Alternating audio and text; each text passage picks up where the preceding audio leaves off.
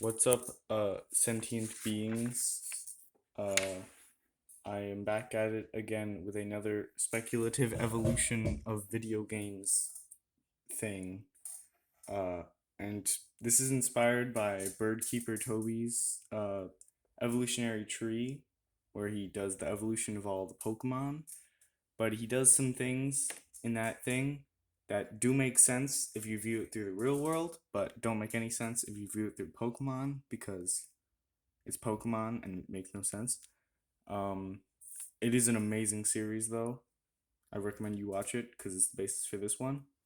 Anyway, so we start in the beginning. They're only unknown because the world is unknown.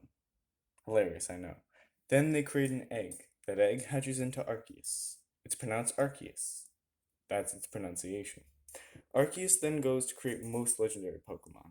Most of the Pokemon you see on the box art of most Pokemon games, except maybe like the Sun and Moon legendaries and uh, every legendary in Kanto, I think, is not part of this group. But basically, most of the legendary Pokemon are there. And the reason why I didn't write them out is because they don't reproduce, therefore they don't evolve, therefore I don't care about them. They, that's just it. But the one legendary Pokemon that does matter here is Mew, because Mew, it hyper evolves. It has access to the move Transform, which means it can copy the DNA of any organism it sees. We will not be covering that yet, but that will be one of the main reasons why Pokemon life seems so diverse, even though it started from a cat creature. Because a cat creature is not, you know, it's not a fish. It's not a Gyarados. How'd Gyarados come to be? I'll do that in the next episode. All the fish Pokemon, but basically let's start with the easy ones. Meowstic. It's a cat, a psychic cat, a bipedal psychic cat. It's just basically just Mew, but it evolves. The evolutions. Unstable DNA has a psychic type evolution. It's a psychic cat sometimes. Then we have the fox Pokemon. Thievuel, Ninetales, both Cantonian and Alolan, and Delphox, which is a psychic thing that pony years. You know, these ones are pretty obvious. Ninetales has multiple tails. Uh, Espeon has multiple tails. Stuff like that. So does Meowstic actually has two tails, so very closely related there. Then we have all the other cats. We have Berserker, Persian, both Cantonian and Alolan. And we have Liepard, which is basically just Alolan Persian, because it's bipedal cat turns into quadrupedal cat, dark type, so pretty similar there. Berserker is just, the other form.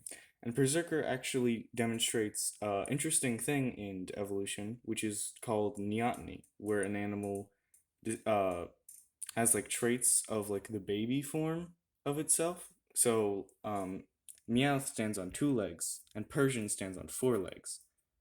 But Berserker also stands on two legs, so it doesn't actually develop enough. Then there's Incineroar, which has the opposite going on, where it starts on four, but then goes on two. It is a bipedal cat thing, so it goes here. And then Pyroar, which is, I mean, it's a fire type cat animal thing, so it obviously is next to Incineroar. I mean, they're almost the same Pokemon. I mean, not really, but they're very close. Then there's Dokkaty and Perugly. They're cats. They're cats. Here's a cat. Cats. All the cats go here. Uh, it's just how it goes. Anyway, here's the interesting thing. So Mewtwo, it's a clone of Mew. Ditto. It is a failed clone of Mew because it has access to the move Transform. It's shiny and it's regular are the same color. It has the same weight, basically the same size. It is found in the places where you find Mewtwo. We all know the story. We all know the theory. If you want to know the theory, then look it up. I'm not gonna explain the whole thing. Anyway, some Dittos, they got into some toxic waste. They became muck, Cantonian, and then they went to Alola. Then they ate some garbage and some oil. They become muck, Alolan. Then some of the Cantonian ones maybe got lost and went to Hoenn and then became Swalot. And then they developed a outer casing, an outer thing. And two Pokemon that you might not expect to be so close to Mew, but they are Reuniclus and Goodra. You might think these Pokemon share nothing in common, but they share everything in common because their so their metamorphosis is almost exactly the same. Both Solosis and Gumi start off as no limb baby things. Then Duosian and Sliggoo, they both have two limbs and are bigger. And then their final forms both have antenna thingies and four limbs, and also uh, Reuniclus has a little tail there, but you know. And also, Reuniclus is a good transitional form between Swalot and Gudra because it only has little baby legs, but this one has fully developed legs. So they're very closely related, and which you wouldn't expect, but they are. Uh, so yeah. Then we go over here.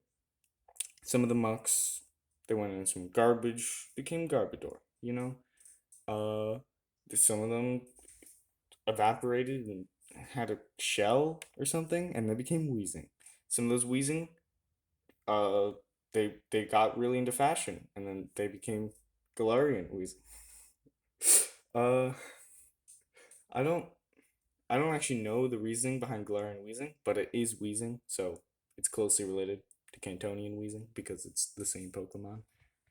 And this is the original thing. This is the start. Even though most of these Pokemon are relatively recent in the Pokemon world, because Ditto and Mewtwo were only about, I don't know, late 1990s, right?